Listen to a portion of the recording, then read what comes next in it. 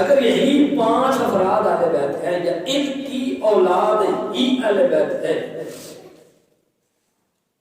تو پھر قرآن مجید کا سارا اسلوب بدل دیتے ہیں. تو ان کو حضور نے جو دعا میں اہل بیت کہا یہ ان کی خصوصیت ہے کہ حضور نے ان پر خصوصی نظر کرم کرتے ہوئے مثال کے طور پر ایک بندہ ہے اس کے 5 بیٹے ہیں تو وہ ایک بیٹا کسی مقام پر اس کا موجود ہے کہتا ہے یہ میرا بیٹا ہے لوگوں کو بتاتا ہے یہ میرا بیٹا ہے تو اب اس کا یہ کہنا کہ یہ میرا بیٹا ہے تو اس کا یہ مطلب تو نہیں ہے کہ باقی 4 اس میں نہیں ہے اس کا یہ کہہ دینا مطلب یہ ہے کہ یہ بھی میرا بیٹا ہے اور بھی میرے بیٹے ہیں لیکن تخصیص کے طور پر اس نے نام ذکر کر دیا کہ یہ تو اسی طرح حضور نے ان 5 کے لیے دعا کی کہ یہ میرے اہل بیت ہیں لیکن اس کا یہ مطلب نہیں کہ جن کا حضور نے دعا میں ذکر نہیں فرمایا. بلکہ مزے کی بات یہ کہ حضرت ام سلمہ والی جو روایت حضرت سیدہ ام سلمہ فرماتی ہے جب حضور نے ان 4 کو چادر پر داخل کروایا 5ویں حضور تھے تو سیدہ فرماتی ہے ام سلمہ حضور کی بیوی ہے سیدہ ام سلمہ اور یہ وہی ام سلمہ ہے کہ جن کو حضور نے کربلا کی مٹی دی تھی کہ جس دن یہ مٹی خون بن جائے اس دن حسین کربلا میں شہید ہو جائے گا. تو یہ ام سلمہ فرماتی ہیں کہ میں نے حضور سے اجازت مانگی کہ یا رسول اللہ چادر میں بھی آ جاؤں چادر میں اب یہاں سے ساری بات کھل رہی ہے فرمایا یا رسول اللہ چادر میں بھی آ جاؤں تو حضور نے فرمایا ام سلمہ تم چادر میں نہ ہو تم پہلے ہی اس میں موجود ہو سبحان اللہ تم پہلے ہی خیر میں ہو. روایات کے الفاظ مختلف ہیں مطلب کیا کہ ان کے لیے جو دعا مانگی جا رہی ہے کہ یہ میرے اہل بیت ہیں فرمایا ام سلمہ تم تو اہل بیت میں ہی ہو ان کو بھی اہل بیت میں اپنی دعا سے شامل کر رہا ہوں. تو مطلب کیا ہے کہ یہ بھی اہل بیت ہیں اور ام سلمہ جو کہ حضور کی زوجہ ہے فرمایا یہ تم اب مجھے کوئی بندہ اگر مت سمجھائے نا بچے اہل بیت ہوں گھر والے اہل بیت کا مطلب ہے گھر والے بچے گھر والے ہوں بیوی گھر والی نہ ہو ایسا کیسے ہو سکتا ہے. اللہ اکبر سوال پیدا ہوتا ہے اور پھر یہ نفی بڑے دور تک نکل جائے گی. یہ صرف ام سلمہ تک یا سیدہ عائشہ تک یا سیدہ حفصہ تک یا ام حبیبہ تک سلام اللہ علیہن ان تک تو نہیں رہے گی. یہ تو پھر نفی بڑے دور تک نکل جائے گی نا کیونکہ بیوی صرف یہ تو نہیں ہے نا بیویاں بیوی تو سیدہ خدیجہ بھی ہے زوجہ تو سیدہ خدیجہ بھی ہے اور اگر یہ بیوی ہو کر حضور کی اہل بیت میں شامل نہیں ہے تو پھر سیدہ خدیجہ کو شامل کس طرح کرو گے. اور غیرت نہیں آئے گی کہ سیدہ فاطمہ کو ان کی بیٹی ہونے کے ناطے حضور کی آل شامل کرو اور وہ خدیجہ حضور کی آل میں شامل نہ ہو. تو بہرحال بتانے کا مقصد یہ ہے کہ حضور نے اس حدیث میں جو دعا کے لیے 5 افراد کے لیے کہا کہ اللہ ان کو اس طرح پاک کر جس طرح پاک کرنے کا حق ہے یہ میرے اہل بیت ہیں تو اس کا یہ مطلب نہیں کہ باقی افراد اہل بیت سے نکل جاتے ہیں. بڑا خوبصورت چیز میرے ذہن کے اندر آئی کہ دیکھیں لوگ آج بڑا خیرت نہیں شرم ہی نہیں بڑے لوگوں کا عرض و احترام ہی کوئی نہیں. پہلے تو یہ تھے کہ صحابہ اکرام تو بڑی اونچی ذاتیں ہیں اہل بیت کا مقام تو بڑا بلند ہے. پہلے لوگ تو جو بڑے بڑے بابے ہوتے تھے ان کے آگے بھی نہیں چلتے تھے وہ بات کر رہے تھے تو ان کی بات کے درمیان ان کی بات کو کاٹتے نہیں تھے ادب و احترام کا تقاضا کرتے. لیکن آج کل تو باپ دادا تو چھوڑو نہ بڑے بزرگوں کو چھوڑو آج تو صحابہ کرام اور حضور کی اہل بیت کی پگڑیاں اچھال دیا. تو سمجھنے کا مقام یہ ہے کہ اللہ تعالیٰ نے ان لوگوں کے پردے کا اتنا اہتمام کیا. ایک بات میرے ذہن کے اندر ہے یہ بات پڑھ رہا تھا میں نے بڑا سوچا اور میں نے کہا کتنی اللہ تعالیٰ نے ان کی طہارت اور پاکی کا خیال رکھا. جب میدان مبارزہ میں حضور تشریف لے کر جا رہے تھے تو حضور سب سے آگے تھے. میں نے بتایا تفسیروں میں حضور کے پیچھے تھی سیدہ کائنات اور سیدہ کائنات کے پیچھے تھے مولا علی.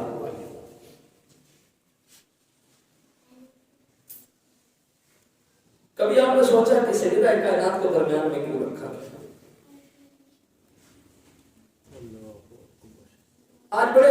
بے دردی سے بے باکی سے لوگ کہہ دیتے ہیں کہ سیدہ کائنات ابو بکر صدیق کے دربار میں گئی، اس سے کہا کہ میرا حق دے دو، مجھے یہ کر دو وہ کر دو۔ حسن بھی موجود ہے، امام حسین بھی موجود ہے، مولا علی بھی موجود ہیں، اور سیدہ کو دربار میں جانے کی نوبت پڑ رہی ہے۔ وہ سوچنے کا مقام ہے، میدان مبالغہ جب رب کے حکم سے بھی سیدہ کائنات کو جانا پڑ رہا ہے تو سیدہ کے پردے کا اہتمام کرتے ہوئے حضور سیدہ کے آگے چل رہے ہیں اور درمیان میں سیدہ کائنات ہیں اور پیچھے مولا کائنات ہے۔ اور اگر آپ اس پر باریکی سے غور کریں، اور جو محبت والے انہوں نے بڑی خوبصورت بات کی، انہوں نے کہا کہ جہاں پر حضور قدم رکھتے تھے، حضور کے قدموں کا جو نشان بنتا تھا، اس قدم کے نشان پر سیدہ پاک قدم رکھتی تھی۔ آپ کا قدم اس نشان قدم پہ آتا تھا جو حضور کے قدموں کا نشان ہوتا تھا، اور جہاں سیدہ پاک کے قدم کا نشان بنتا تھا اس قدم پر مولا علی قدم رکھتے تھے۔ فرمایا کہ یہ اتنی خیرت والی عورت ہے کہ اس کے قدم کا نچلا حصہ زمین نہیں دیکھے گی، اگر نیچے سے زمین دیکھنے کی کوشش کرے تو اسے محمد کا قدم نظر آئے گا، اور اس کے قدم کے اوپر علی کا قدم ہوگا، اگر آسمان اس کے قدم کو دیکھنے کی کوشش کرے تو ان کو علی کا قدم نظر آئے گا۔ اس کے قدم کو بھی درمیان میں رکھو، اور جس کے قدموں پر سورج اور چاند کی روشنی نہیں پڑتی اس کے چہرے کو کون دیکھ سکتا ہے، اس کے دوپٹے کو کون دیکھ سکتا ہے۔ اس لیے بریلی کے شہنشاہ احمد رضا نے کہا تھا یہ باتیں یہ ہلو بازیاں چھوڑ دو، ہم اس فاطمہ کے ماننے والے ہیں کہ جن کا آنچل نہ دیکھا مہو مہر نے۔ تم تو چہرے کی بات کرتے ہو، تم تو دربار میں آنے کی بات کرتے ہو۔ فرمایا ہم اس فاطمہ کے ماننے والے ہیں جس کے بعد تو بڑے دور کی بات اس کا دوپٹہ بھی چاند اور سورج نے نہیں دیکھا۔ چاند اور سورج کی روشنی کے سامنے وہ کبھی دوپٹہ اوڑھ کر بھی نہیں ظاہر ہوئی۔ اب دیکھیں نا کتنا خوبصورت امام محمد رضا خان فاضل بریلوی رضا نے بات کی، اور کتنا خوبصورت منظر پیش فرمایا کہ دیکھو یا دن ہوتی ہے یا رات ہوتی ہے، دن ہو تو سورج ہوتا ہے، رات ہو تو چاند ہوتی ہے۔ چاند کو کہتے ہیں ماں اور سورج کو کہتے ہیں مہر۔ فرمایا جن کا آنچل نہ دیکھا مہو مہر نے، فرمایا اس خاتون کی حیا کا یہ عالم ہے کہ کبھی چاند اور سورج کی بھی ان پر نظر نہیں پڑی۔ مطلب کیا کہ دن اور رات کا کوئی لمحہ ایسا آئے ہی نہیں کہ وہ اس طرح نکلی ہو کہ چاند اور سورج کی نظر ان پر پڑی ہو، اور جن پر چاند اور سورج کی نظر نہیں پڑی مجمع میں سارے لوگ ان کی طرف دیکھتے رہے۔ تو دوستان محترم یہ سیدہ کائنات کی بڑی عظمت ہے، بڑا مقام ہے اللہ تعالیٰ نے۔ اب میں اچھا ایک اور بات، لوگ کہتے ہیں دیکھو آخر مان لیجیے کہ ہم جو کہتے تھے حضور کی ایک ہی بیٹی ہے، تقریر مقصد یہ ہوتا ہے کہ کوئی بات سمجھ میں آ جائے۔ ہم جو کہتے تھے کہ حضور کی ایک ہی بیٹی تھی، اور اس آیت سے مبالغہ والی آیت سے یہ ثابت ہو گیا کہ بیٹی ایک ہی ہے، کیونکہ اگر اور بیٹی ہوتی تو مبالغہ میں ساتھ جاتی۔ تم کہتے جی بیٹیاں چار تھیں، مبالغہ والا دن ساتھ ایک۔ اچھا ویسے بڑی حیرانگی کی بات ہے مجھے لوگوں کی عقل پر، بڑے اپنے آپ کو دانشور، بڑا عقل مند اور بڑا جناب سمجھتے ہیں کہ ہم بڑے پڑھے لکھے ہیں، پتہ نہیں کہاں سے پڑھ کے آئے ہیں، پر کہاں پھرنے سے علم نہیں ملتا۔ علم مصطفیٰ کے ادب سے ملتا ہے یا مصطفیٰ کی آل بیت اور حضور کے صحابہ کے ادب سے ملتا ہے، پھرنے ٹھونے سے علم نہیں ملتا۔ تو بہرحال جی اگر بیٹیاں چار تھیں تو بس ساتھ کیوں نہیں تھی؟ اس کا یہ مطلب تو نہیں ہے کہ جس کے جتنے بیٹے ہوں وہ ہر وقت سارے ساتھ ہی لے کر پھرتا ہے، پہلی بات تو یہ ہے۔ مطلب کوئی بندہ کسی جگہ پر گیا، اس کا ایک بیٹا ساتھ ہے، باقی تین گھر میں ہے، تو جو تین گھر میں وہ اس کے نہیں ہے، جو ساتھ گیا وہ اسی کا ہے۔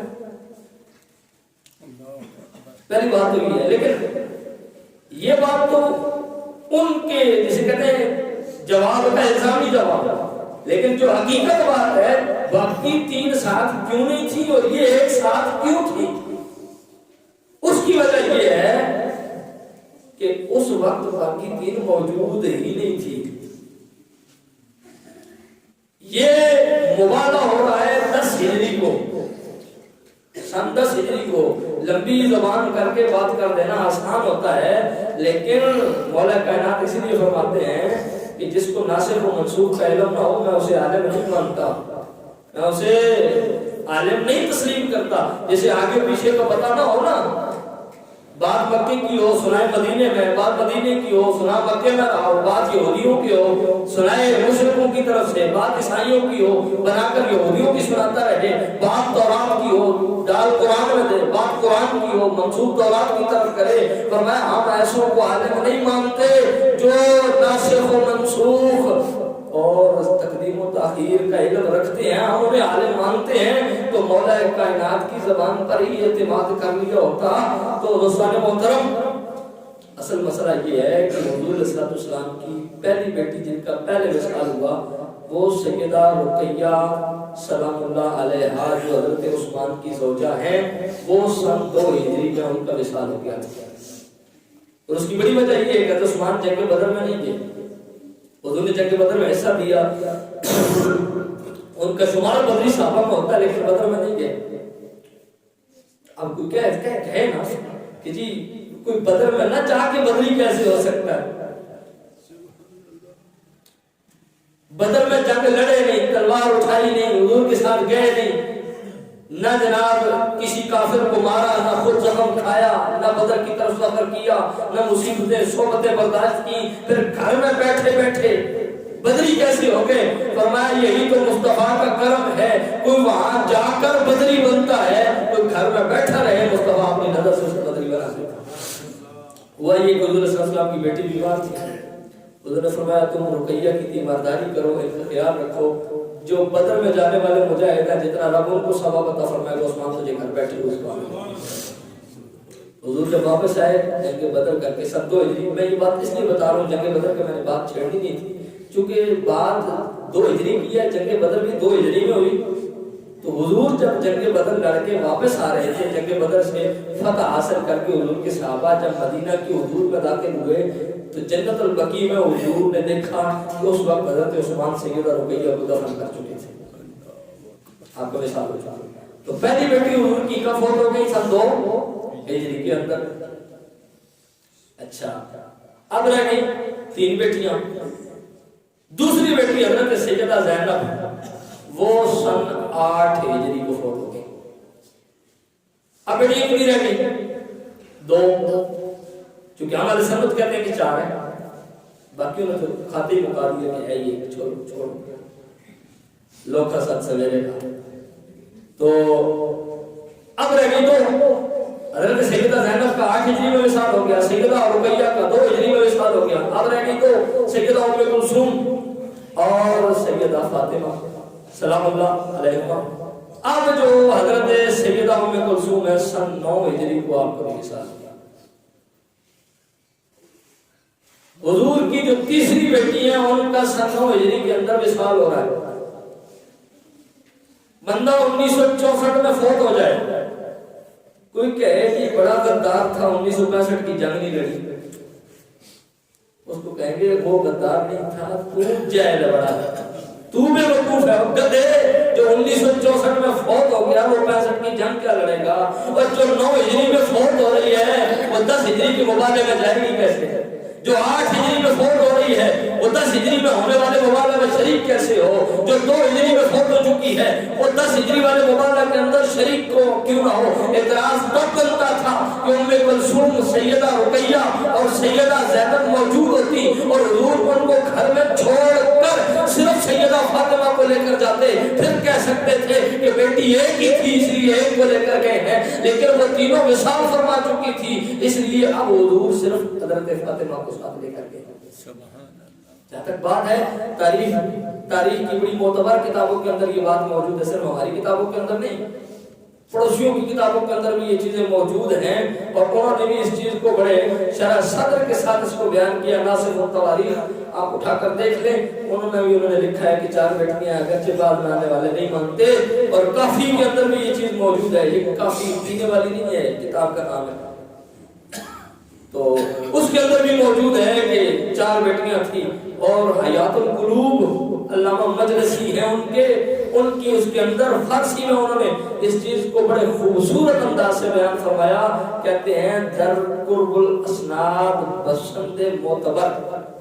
اچھا اس کا مطلب ہے یہ جو بات کر رہے ہیں یہ کوئی ایرے غیر نتھو کہہ رہا بات نہیں کر رہا, بات بھی کرنے والا بندہ بھی ٹھیک ہے, اور جو کہہ رہا ہے کہتا ہے بسند معتبر, سند بھی اچھی ہے, معتبر سند ہے.